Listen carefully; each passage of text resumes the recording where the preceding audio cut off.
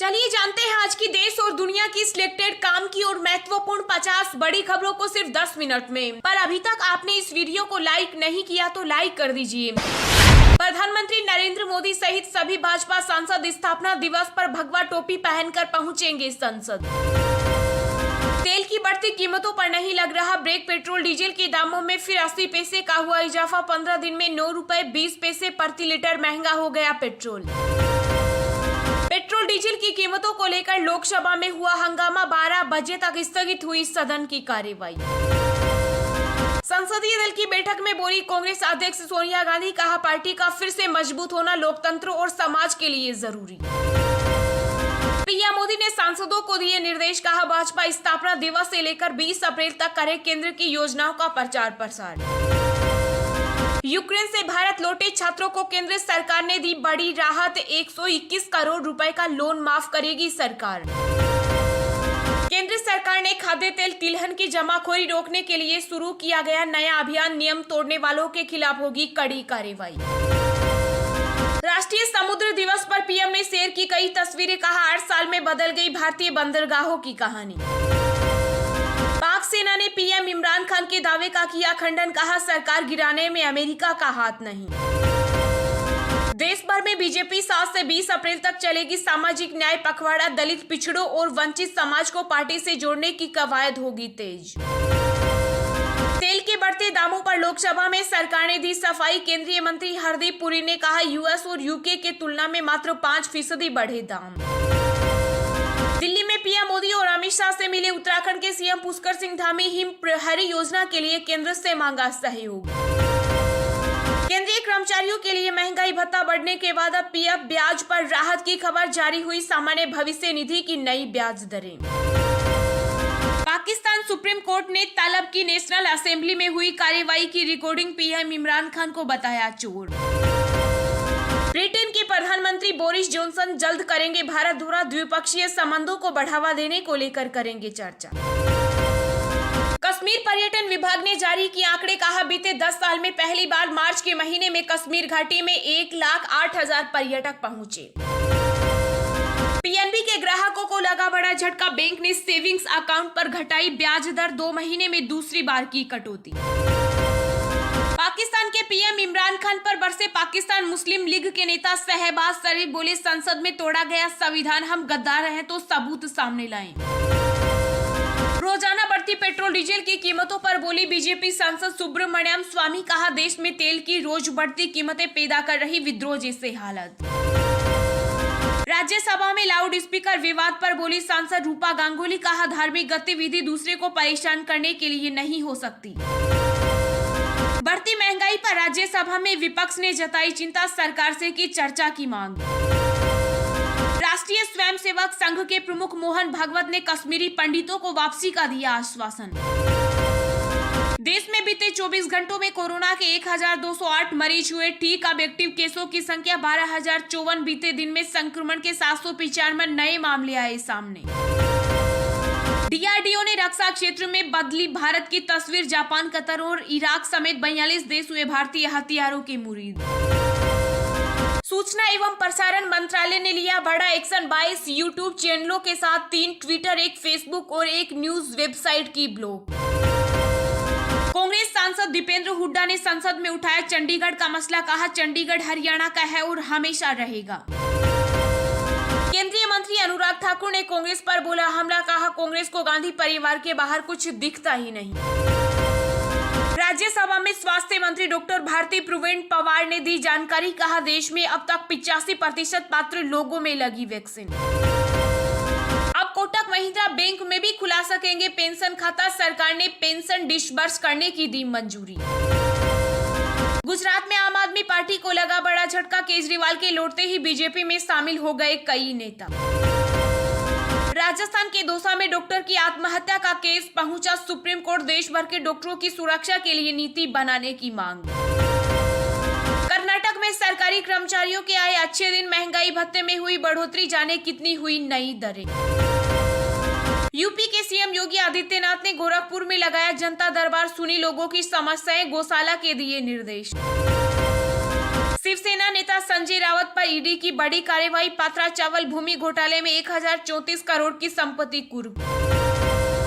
राजस्थान के करौली जिले में हिंसा के बाद 7 अप्रैल तक बढ़ाया गया कर्फ्यू। जरूरी सामानों की खरीदारी के लिए 2 घंटे की छूट। सोनिया गांधी के सबसे भरोसेमंद रहे अहमद पटेल के बेटे फैजल भी कांग्रेस पार्टी से नाराज। कहा, मेरे लिए सारे विकल्प खुले हैं। ग्रैमी अवार्ड जीतने पर फाल्गुनी साह और रिकी केश को पीएम मोदी ने दी शुभकामनाएं। कहा, आपका भविष्य ब्राइट हो। हरियाणा के मुख्यमंत्री मनोहर लाल ने चंडीगढ़ मामले पर विधानसभा में पेश किया प्रस्ताव। पंजाब के सीएम भगवंत मान का बड़ा ऐलान। कहा, प्रदेश में होगा एंटी गैंगस्टर टास्क फोर्स का गठन। एडीजीपी रैंक का अफसर करेगा अगुवाई। राज्यसभा के सभापति एम वेंकैया नायडू ने की अपील। कहा, चुनावी घोषणा पत्रों को बाध्यकारी बनाने के विषय पर गंभीरता से विचार करें राजनीतिक दल। केंद्रीय मंत्री मुख्तार अब्बास नकवी ने हज यात्रा को लेकर दिया बड़ा बयान। कहा, हम पूरी तरह तैयार, बस सऊदी सरकार के फैसले का इंतजार। श्रीलंका के नए वित्त मंत्री अली साबरी ने दिया इस्तीफा। 1 दिन पहले ही किए गए थे नियुक्त। हाईकोर्ट ने मांगी रिपोर्ट तो सीबीआई ने पहुंचाए 65 ट्रक दस्तावेज। लालू प्रसाद की जमानत पर लटक गई तलवार। गुजरात में आप पार्टी के प्रभारी डॉक्टर संदीप पाठक ने दिया बड़ा बयान। कहा, राज्य में अभी चुनाव हुए तो बहुमत नहीं, लेकिन हमें मिलेगी 58 से अधिक सीटें। श्रीलंका के सपोर्ट में जेटली ने शेयर किया इमोशनल पोस्ट। कहा, मेरे देश के लोगों को किसी की जजमेंट की जरूरत नहीं। शेयर बाजार में आई गिरावट। शुरुआती कारोबार में सेंसेक्स 200 अंक टूटा। निफ्टी 18,000 से नीचे आया। चलिए अब जानते हैं जो आम आदमी के काम की और फायदेमंद खबरें हैं उनको विस्तार से। पर इससे पहले अभी तक आपने इस वीडियो को लाइक नहीं किया तो लाइक कर दीजिए। केंद्र सरकार ने खाद्य तेल तिलहन की जमाखोरी रोकने के लिए शुरू किया नया अभियान। नियम तोड़ने वालों के खिलाफ होगी कड़ी कार्रवाई। जी हां, केंद्र सरकार ने खाद्य तेलों की बढ़ती कीमतों को रोकने और उनकी उपलब्धता बढ़ाने के मकसद से तेल तिलहनों की जमाखोरी एवं कालाबाजारी रोकने के लिए उसने एक निगरानी अभियान शुरू किया है। देश खाद्य तेलों की अपनी लगभग 60% घरेलू मांग को पूरा करने के लिए आयात पर निर्भर है। वैश्विक राजनीतिक अस्थिरता के कारण पिछले कुछ महीनों में विभिन्न खाद्य तेलों की खुदरा कीमतों में भारी तेजी देखी गई। सरकार के विभिन्न उपायों के बावजूद कीमतों में तेजी बनी हुई है। खाद्य सचिव शुभेंदु पांडे ने कहा कि सरकार ने कई उपाय किए हैं। हालिया कदम यह है कि हमने खाद्य तेलों और तिलहनों की जमाखोरी और कालाबाजारी पर अंकुश लगाने के लिए 1 अप्रैल से निरीक्षण अभियान शुरू किया है। पांडे ने कहा कि राज्य सरकार के अधिकारियों के साथ एक केंद्रीय टीम विभिन्न तिलहन और खाद्य तेल उत्पादक राज्यों में निरीक्षण कर रही है। उन्होंने कहा कि कई बड़े राज्यों को अभी निरीक्षण किया जा रहा है और आने वाले दिनों में इस अभियान को और तेज किया जाएगा। संसदीय दल की बैठक में बोली कांग्रेस अध्यक्ष सोनिया गांधी। कहा, पार्टी का फिर से मौजूद होना लोकतंत्र और समाज के लिए जरूरी। जी हां, संसदीय दल की बैठक में कांग्रेस अध्यक्ष सोनिया गांधी ने पार्टी के भीतर हर स्तर पर एकजुटता की जरूरत पर जोर देते हुए कहा कि पार्टी का फिर से मजबूत होना इस लोकतंत्र और समाज के लिए जरूरी है। उन्होंने कांग्रेस संसदीय दल की बैठक में अपने संबोधन के दौरान यह टिप्पणी की। सोनिया गांधी ने ध्रुवीकरण के एजेंडे को लेकर भाजपा पर निशाना साधा। उन्होंने कांग्रेस कार्य समिति की हालिया बैठक का उल्लेख करते हुए कहा कि वह इससे अवगत है कि पिछले दिनों हुए विधानसभा चुनाव में हार से नेता कितने निराश हैं। उन्होंने चिंतन शिविर आयोजित करने की जरूरत पर भी जोर दिया। कांग्रेस अध्यक्ष सोनिया गांधी ने कहा कि आगे रास्ता और भी चुनौतीपूर्ण है। हमारे समर्पण, लचीलेपन और प्रतिबद्धता की परीक्षा है। हमारे व्यापक संगठन के हर स्तर पर एकजुटता जरूरी है। इसे सुनिश्चित करने के लिए जो भी कदम जरूरी है वह करने के लिए मैं प्रतिबद्ध हूँ। उन्होंने जोर देकर कहा कि हमारा फिर से मजबूत होना सिर्फ हमारे लिए ही महत्वपूर्ण नहीं बल्कि यह हमारे लोकतंत्र और समाज के लिए भी जरूरी है। तेल की बढ़ती कीमतों पर नहीं लग रहा ब्रेक। पेट्रोल डीजल के दामों में फिर 80 पैसे का हुआ इजाफा। 15 दिन में 9 रुपए 20 पैसे प्रति लीटर महंगा हो गया पेट्रोल। जी हां, भारतीय तेल कंपनियों ने एक बार फिर पेट्रोल और डीजल दोनों ही वाहन ईंधनों के दाम में 80-80 पैसे प्रति लीटर का इजाफा कर दिया। IOCL की लेटेस्ट अपडेट के मुताबिक राष्ट्रीय राजधानी दिल्ली में पेट्रोल डीजल के दामों में 80-80 पैसे प्रति लीटर का इजाफा हुआ, जिसके साथ अब राष्ट्रीय राजधानी में पेट्रोल 104 रुपए 61 पैसे प्रति लीटर जबकि डीजल 95 ₹95.87 प्रति लीटर पहुंच गया। 15 दिन में 13 बार पेट्रोल डीजल के भाव में उछाल आया है। 22 मार्च से जो बढ़ोतरी का सिलसिला शुरू हुआ वो अभी कंट्रोल होने का नाम नहीं ले रहा। धीरे धीरे बढ़ोतरी के साथ 2 हफ्ते में अब तक दिल्ली में पेट्रोल ₹9.20 प्रति लीटर महंगा हो चुका। अंतर्राष्ट्रीय बाजार में क्रूड ऑयल की कीमत भले ही $100 प्रति बैरल के करीब हो, इंडियन मार्केट में पेट्रोल डीजल की कीमतों में बढ़ोतरी का सिलसिला थम नहीं रहा। देश में वाहन ईंधन पेट्रोल डीजल की प्रतिदिन बढ़ रही कीमतों से लोग परेशान हैं। ऐसा लग रहा है कि तेल कंपनियां धीरे धीरे रेट बढ़ाकर महंगाई पर आम आदमी को जोर का झटका दे रही हैं।